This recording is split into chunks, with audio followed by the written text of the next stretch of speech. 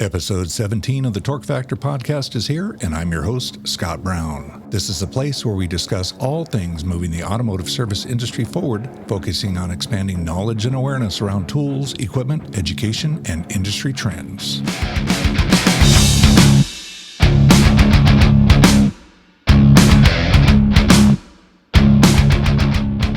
This episode's featured guest is Mr. Matt Haugh, who's the Light Vehicle Test Development Director at ASE. Matt is a lead on ASE's upcoming credential covering Advanced Driver Assistance Systems, otherwise known as ADAS. Matt joins us on the podcast to provide us with some insight and background on this new offering from ASE. This episode is sponsored in part by Induction Innovations and VehicleServicePros.com. From the Induction Innovations team who brought you the Mini Ductor product line you've come to know and trust, introducing the special edition Mini Ductor Venom HP. With all the same features and benefits as the green Venom HP, this pink tool supports a cause. Your purchase of the special edition tool will support the American Breast Cancer Foundation. The pink Venom HP is available for 10% off the regular Venom HP price during the month of October as part of Breast Cancer Awareness Month. Pre-order now at theinductor.com. VehicleServicePros.com is a trusted online resource for vehicle service and repair information, fleet maintenance management, and the latest products for servicing America's fleet of vehicles. It's the official website of Professional Tool and Equipment News, Fleet Maintenance, and Professional Distributor magazines. VehicleServicePros.com is on the pulse of the industry, sharing new technology, the latest product information, and market trends to keep our readers in the know-how. All right, that brings us to our recall segment, and we get all of our recall information from the NHTSA website, so nhtsa.gov. It's always a great idea to run your customers' VIN numbers through the NHTSA website as they pass through your service facility, keeping your customers safe. First recall we have affecting Kia automobiles. The number is 21 Victor 331. We'll have a link to that in the show notes. It's affecting about 440,000 vehicles. And the issue is that there's a brake fluid leak leaking into the hydraulic electronic control unit and leading to a potential fire. So these vehicles are being recalled. So make sure that your customers are staying safe. All right, next we've got a tech tip from Diagnostic Network posted by Joel out in Kansas related to Ford PowerShift transmissions. He had an issue with a P163E as an Echo fault code that he was having difficulty eliminating. And it has to do with programming the actual transmission, replacement transmission.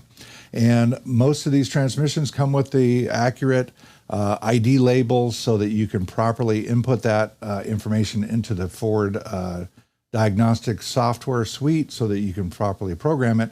But what he found is that they were mislabeled on the outside of the transmission.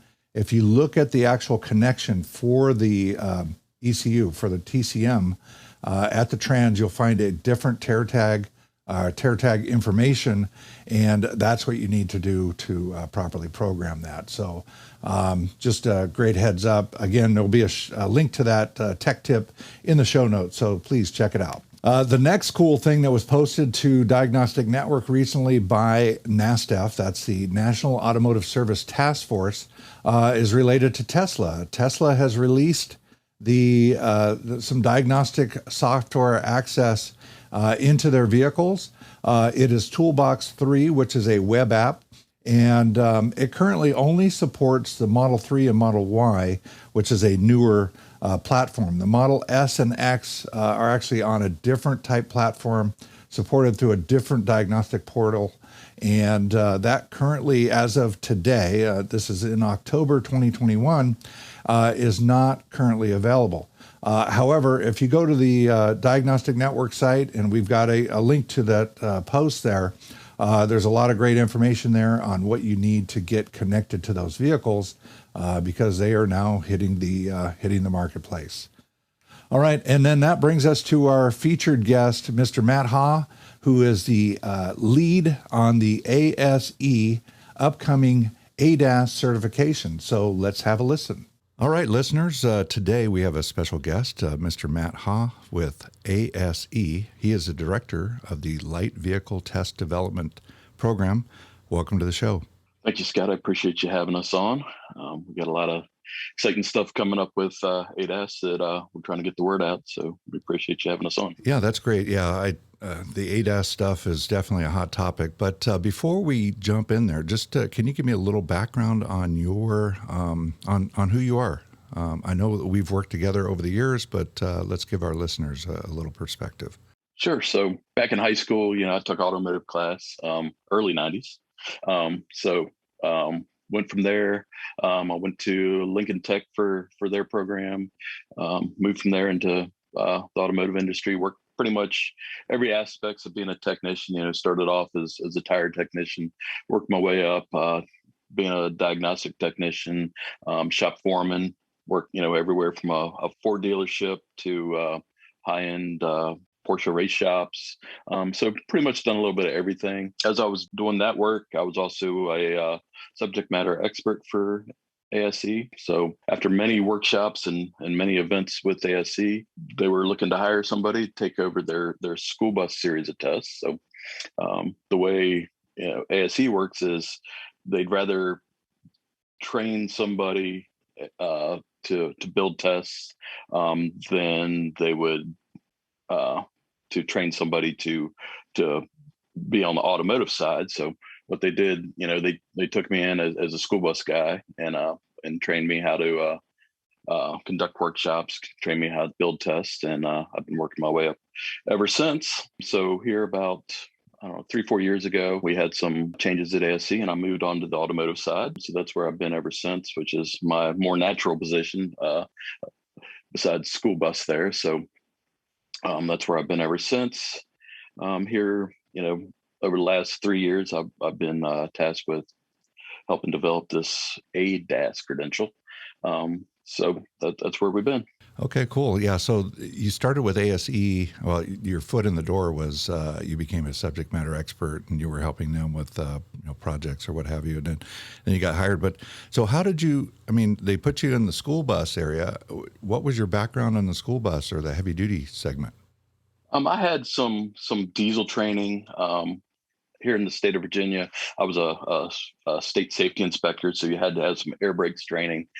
So that was my whole aspect of being involved with school buses at that point. I had never stepped foot on a school bus since I was probably in middle school.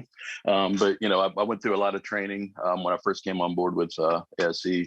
Went to all the school bus conferences, did a lot more heavy duty training, and it's different, but it's not that much different than the actual automotive side. So it was an easy transition. Okay. All right, cool. So the meat of our conversation is going to evolve around ADAS. And I know ASE has, they're now currently in development of some sort of an ADAS certification. And I have been fortunate to participate in a few of your work groups. And so can you let's let our listeners know when did ASE start looking at this and then decide to move forward and move on this mission of creating a certification test? So it's been a fairly long process, believe it or not. So ever since ADAS started coming out on vehicles, you figure you had some sort of lane keep assist here. For a good while now. We've had adaptive cruise control for a good while on some manufacturers. So we've been asked by our industry partners for a long time to start looking into it, but it got really involved here early 2019. We had more and more industry people coming to us asking us, hey, we've got to get something for ADAS going. So late 2019 is when we really started the process going. We started with a conference, industry-wide conference up in Detroit, September 2019. We had probably 50, 60 people in the room where we really started the development process. Yeah, I remember that meeting very well. That was pretty cool. So we've come quite a ways. Now you've held, I fortunately was able to participate in the very first workshop in person, and I believe that was in January or February of 2020, just before the pandemic. And what I've learned that was unique to that is that that was the first time we had both collision and mechanical folks in on a work group together. Is that correct? Probably so. I'm not, we there's some crossover, so we've had some, some collision folks on the in automotive workshops and vice versa, but this is the first time we've had a big project collaborating between the two. So, since that time, since you launched that the initial work group, how many work groups have you had since that time? And I understand that we had COVID, so you had to basically move into a virtual meeting group. So, how many of those have you had to date? So like you said, we started off our first actual workshop was in January 2020, where we did our job study, and we developed our task list. So most of that 3-day workshop was just developing the tasks that we that the industry thought that any ADAS technician should be able to accomplish when they're working on a ADAS component on a vehicle. From there, we had one workshop in March of 2020, and then everybody knows what happened after that. So COVID kicked in, and we had to figure ways around that. So we started on virtual workshops at that point, and we've been virtual ever since. We're looking to get back doing some in-person stuff early next year, we hope. So after the January work study, we had, let's see, 1, 2, 3, 4. We had 4 workshops focused on developing a composite vehicle. So if the listeners are familiar with L1 or L2, our advanced engine performance tests, we developed a composite vehicle that's similar to those, but solely related to ADAS. So we had those workshops. Actually, it was more than that. So let me see. 1, 2, 3, 4, 5, 6. So 6 developed to developing the composite vehicle. We got done with that, the draft of that in May of this year, and then we moved to developing our questions from there. So I believe we've had 3 since then. We've got 2 more scheduled for the remainder of the year. So we're looking. I think we've had 9 so far, and we're looking for 2 more for the remainder of the year. So right around 10, 11 for the year. Okay, yeah, that's impressive. I don't think a lot of people understand how much time and effort and man hours goes into creation of the test, and then also the subject matter experts that are involved. I was privileged to participate, and we've got folks from all ranges of the industry, including the OEMs, and their participation is pretty spectacular. It's great to hear those guys talk about their pain points and what they're dealing with, and it's awesome. So, given all this momentum, can you provide us with some idea of when you think you might have a test available to the market, and then what would that test look like? Is it a collision type test, or is it a mechanical type test, or what can we expect? So we're hoping to get this thing launched sometime in early 2022. I would think closer to the summertime. So we're working as hard as we can with our partners, with our subject matter experts, to get this thing launched as soon as possible. Collision, or what part of the industry we're trying to touch? We're trying to touch anybody that works on a ADAS component on a vehicle, on an ADAS system. So we're hoping that this will cover our collision side, our general automotive tech, all the way up to the more advanced diagnostician. So it's very unique. We have a collision series totally devoted to our collision technicians, and then obviously we have our automotive side. And this is the first test that we're trying to figure out a way that it encompasses both industries, and it's It's been a challenge, but we think we're getting there. With the composite vehicle that serves as a shop manual that technicians can do the research and read their way through the book, and hopefully they'll be able to answer these questions. Yeah, that's great. Yeah, I'm looking forward to this when this test gets released. It's pretty exciting. So I have noticed so I am using the ASE renewal app, and you're getting questions every month, and I have noticed that there are some ADAS related questions now being sprinkled around inside of that, and I thought for a moment I got, wow, that's pretty cool, but really the ADAS, these advanced driver assistance systems kind of touch different areas of the car. So if you're working on the brakes or the steering system, you could be affecting the ADAS stuff. So I was very pleased to see that that stuff is now being introduced in there, so that we're raising the awareness of these advanced driver assistance systems. Do you know when those types of questions were introduced into the or are they being introduced into the regular either recertification or certification tests in the ASE test group? Yeah. So on our traditional tests, we've been introducing those ever since the technology has been on the vehicle. So, we have electronic power steering questions. We obviously have ABS questions, and the traditional workshop development process is a little bit longer than what the renewal app workshop process is. So it takes us a little bit longer to develop those questions and get those on the test. But we definitely have them in our electronics test, or steering test, or brakes test, and there's a decent amount of questions on our collision side also. Awesome. So what has been, so since you're the one that's basically like managing this ADAS program, is that correct? Yeah, that's correct. So like I said, we had a restructuring of our apartment not that long ago, 4 years ago. And once I took over the automotive side, they decided I was the one up to develop a new test. So that's where we're at. Right. Well, it's been great working with you. So can you share with me or share with our audience, do you have anything that you would classify as being the toughest part of creating this ADAS test program?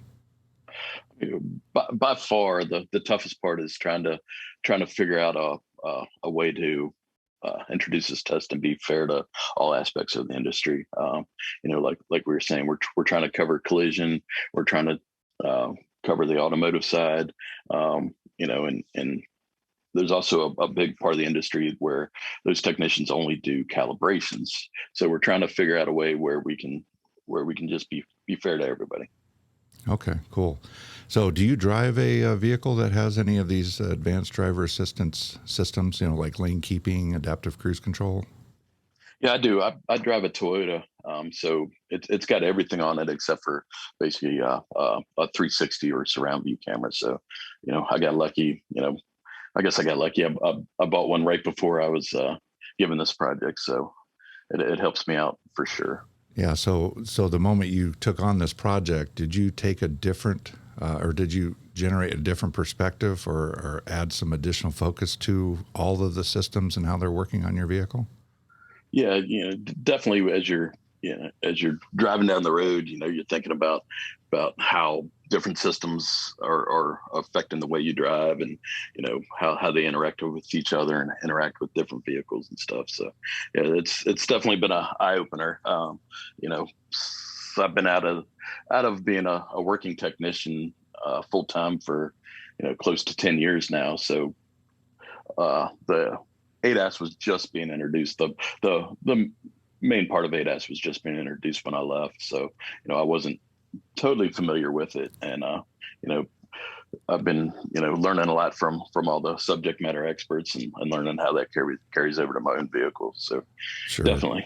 Yeah. So, I mean, a lot of those systems were trickling in, years ago, but they were typically found on like high featured vehicles or, high end vehicles. But now they're gaining, a lot of popularity, and some of the systems now are just becoming standard as, standard package on the vehicle. One of the things that just came to mind here is the service advisor certification. I can definitely see a need for awareness there on these ADAS systems because, frankly, we have clients that come in sometimes and are confused about how the system works, or there's now a light on the dash that they weren't aware of, or what have you.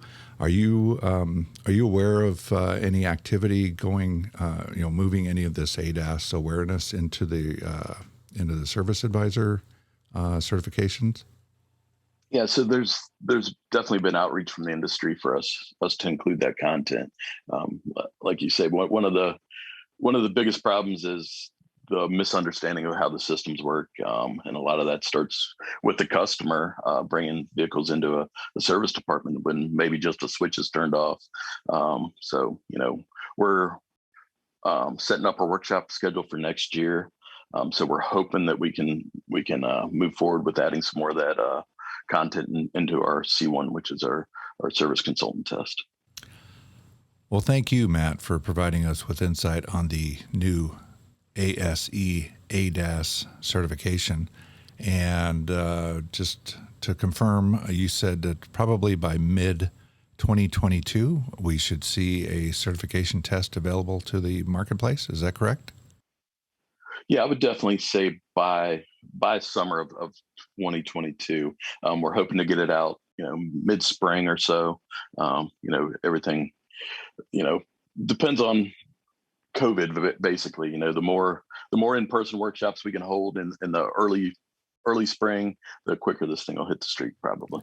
Okay, understood. Well, let's hope that we can kind of get back to normal on all this stuff here. So, again, Matt, thank you for taking your time to chat with us today, and I look forward to working with you in the future.